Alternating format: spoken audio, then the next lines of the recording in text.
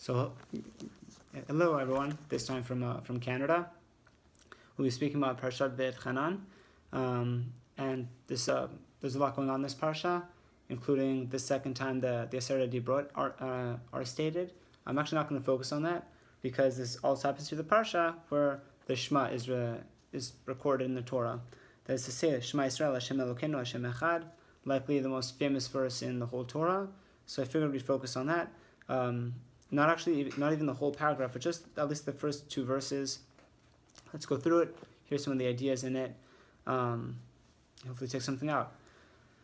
So it says, Shema Yisrael, Hashem Elokeinu, Hashem Echad. Hear, O Israel, the Lord is our God, the Lord is one. And then, V'ahavta et Hashem Elokecha, v'chol lavcha, u'v'chol nafshecha, u'v'chol meodecha. Now, exactly how to explain each one of these words is a debate in the Gemara, at least with nafshecha, meodecha, or sorry, not nafshecha, but meodecha, yes. It says, and you shall love the Lord your God with all of your heart and all of your might and all of your, let's just say, money, with all of your assets, with all of your property. So, just a few questions, just to kick off our discussion. So it says, Shema Yisrael, Hashem Elokeinu, Hashem Echad, right? The overarching idea here being one of oneness, right? God is one. That's the ultimate message of this verse, and that is the theme of all of Judaism. So, quick question: why are we referencing two different names of God? We have Hashem, right, the four-letter name. We also have like Elokeinu, which stands for Elohim, which is a different name of God. And on the one hand, we're saying, God is one. On the other hand, in that same verse, we start mentioning two different names. Why do that? At least stick with the same theme. So that's one question. Another question, and this actually just deepens the first question, part A and now part B. Not only, one could say, look, fine, two different names, but effectively means the same thing. You could have, your name is Bob, Bobby, same thing, we get it, that's his name. However, it's not the same, because Hashem and Elohim represent two completely different midot of God. Hashem connotes chesed, right, loving kindness. This is a theme throughout Tanakh. And there's Elohim, which connotes din, strict justice, not chesed. One could say almost the exact opposite of chesed, seemingly. Because Elohim connotes strict din. That means that if you've done something wrong, then you're going to be punished. There's no mercy here or clemency. That's what it is. So why is it that the same verse that is trying to connote, have this overarching theme of God is one, is also giving these two contradictory names that seem to represent two completely different things? So those are two questions, or maybe just one. And the second question is, V'ahavta et Hashem Elokecha. What an odd commandment. There are a lot of odd commandments in the Torah, but this has to take the cake. You're being forced to love God. That might be a little bit difficult. You can, command me to give tzedakah, to put on tefillin, to go pray, to keep kosher, but commanding emotions, commanding actions is one thing, commanding emotions is something completely different. So what's going on? So in answer to the first question, we're saying that God is one, and yet at the same time, we're talking about how Hashem, Elohim, there's chesed, and there's din, there's two completely different things. So ultimately, really, these are not two completely different things.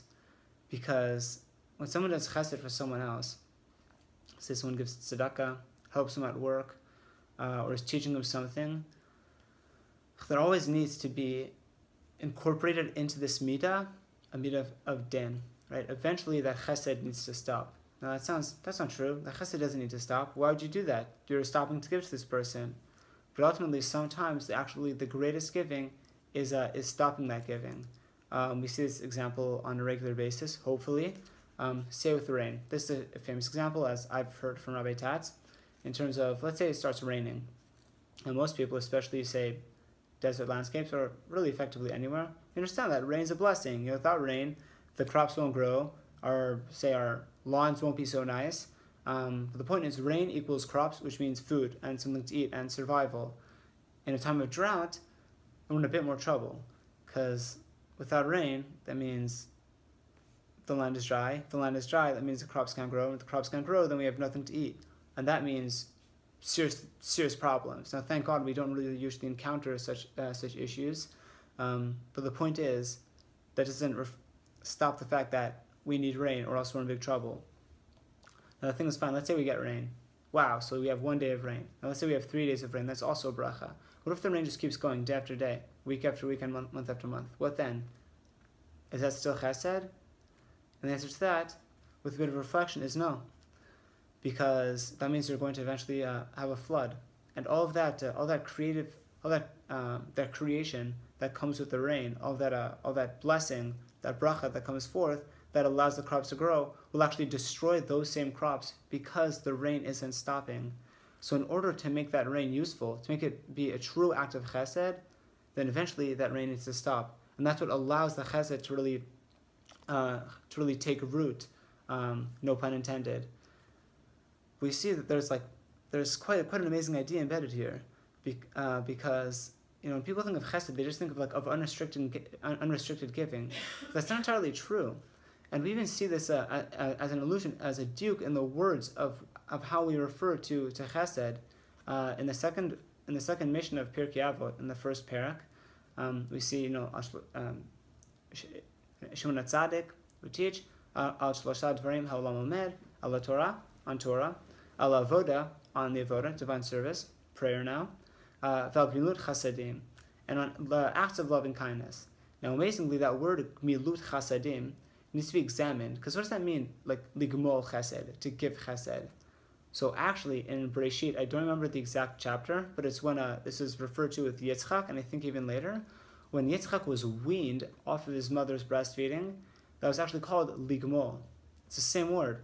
The same word we use, ligmol chesed, to give chesed, to perform an act of kindness, is the same word used in the Torah to wean someone off of it. Now, what's the idea here? That ultimately, you think like stopping breastfeeding, that's not an act of kindness, but really it is, because you're now allowing the child to proceed to the next level of development. That act of taking away really is an act of giving, because you've now completed that previous act of giving. You've made it real because it's stopped, and now you're allowing the child to keep growing. We all understand if a child wants to learn how to ride his bike, we've got to let the kid go. We want him to learn how to walk. We have to let him go. We might have to let him fall, and that ultimately is actually the almost the deepest way of giving a chesed, because there always has to be that initial act of giving. That's what starts it. That's the Hashem, and then the second part is the Elokim, the part that withdraws and that allows you to mature and to proceed and to allow to take that chesed and to grow with it. And that's ultimately why we see that Hashem Echad is really the most potent realization of that chesed, that there's chesed and there's din, and those two actually work together, and they're actually one. They have to be used as one. And we see this as in Avraham Avinu, because many people are, they're like, I'm an Avraham fan. We know that there are 3 avot, and each one of the avot, Avraham, Yitzchak, and Yaakov, was supposed to be a pillar of a certain midah. Avraham was chesed, Yitzchak was din, strict justice, serious self-control, and then Yaakov was Torah, he was emet, he was truth. So people think of Avraham. I like Avraham, he hosts people, he takes in strangers, that's how I see myself. But Avraham actually had many, many, many students, he had many talmidim, but the only spiritual heir was Yitzchak, which is shocking, because Yitzchak, of all people, was Midat Hadin. He was a strict justice. Now you'd think, this guy has no relevance to Avraham, he doesn't have anything to do with him, but really, he has everything to do with Avraham, because the only person who was able to carry on Avraham's legacy was Yitzchak, because he had that strict discipline. Because people who just keep going through, just doing chesed without thinking of what they're doing, and just kind of going through it and never actually taking what they have and then kind of narrowing it and just taking it and disciplining it and pushing off things that are outside of it, the message will eventually dissipate. So Yitzchak had to come and take the message of Avraham, which was one of chesed, and then constrain it, and by constraining it, he made it real. And that's the lesson we learn from Yitzchak. He's one of our avot, he's one of the forefathers. Important lessons. So that's that. But then there's also V'ahavta Hashem Elokecha. What an odd commandment. What does that mean? Are we supposed to come to love God? So, very briefly, because we're running out of time, we see the last letter of the word Shema is Ayin, and and then the last letter of the word echad is daled. And those two words mean aid, which is a witness. And a witness comes to tell you things that you don't know. If you're standing in court and you have one party arguing one thing and another party arguing the other thing, then who do you believe? Well, it depends. Do you have witnesses? If you have witnesses, they'll tell you things that you don't know. And aid, flipped backwards, means da, which means to know. And the Rambam says that the deepest way of learning God and of knowing Him is learning His Torah, so that you understand His motivations, how He thinks, getting into the mind of God and the mentality of God. And the truth is, once you come to really know somebody, you develop more of an affection for them. After all, let's say someone meets someone on the street and just really acts very rudely to you, is brusque with you, and just treats you in a very undignified manner. And then his friend comes up to you later and he's like, "Look, man, I'm really sorry. The guy just he lost his parent. So he's, I'm sorry for his behavior." So that your original hostility is now turned into sympathy. You're like, "Oh my gosh, it's terrible." You're not angry at the guy. You relate to the guy. You understand him. He's like, "Gosh, this is horrible." Now you want to kind of go out of your way to help him. Or even, let's say, again, you have to say a teacher who's seems to be overly strict with you and is always demanding with you, and that frustrates you, understandably.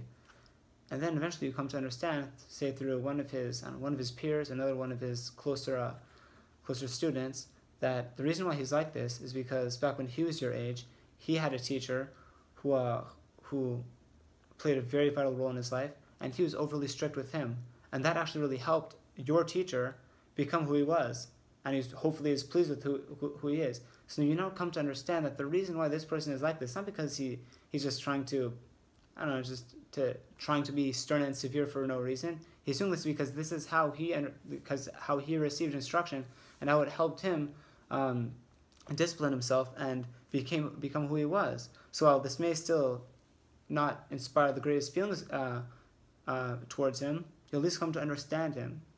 So too, the deeper we understand of God and the deeper we understand of His commandments and why we're doing what we're doing, the deeper our love will be to Him. Because one of the ways we come to love someone is by understanding them more deeply. The more deeply we understand someone, then the more we can relate to them. This is a little bit off topic, not such a Torah topic, but in Ender's Game, a novel written by Orson Scott Card, the way actually Ender comes to defeat his enemies by becoming to understand them. And the more deeply he understands them, the more he's able to predict them and eventually to defeat them. You can look that up on Wikipedia for context, but actually at the end, the deep sadness of Ender, almost the tragedy of this character, is that as he comes to understand his enemies, at that one point when he's finally able to defeat them because he understands them perfectly, he also comes to love them. Because the more deeply we understand someone, the more we integrate their thinking into our own thinking, then we build oneness with that person. So those are some ideas. I hope you enjoyed. Shabbat Shalom. Until next week.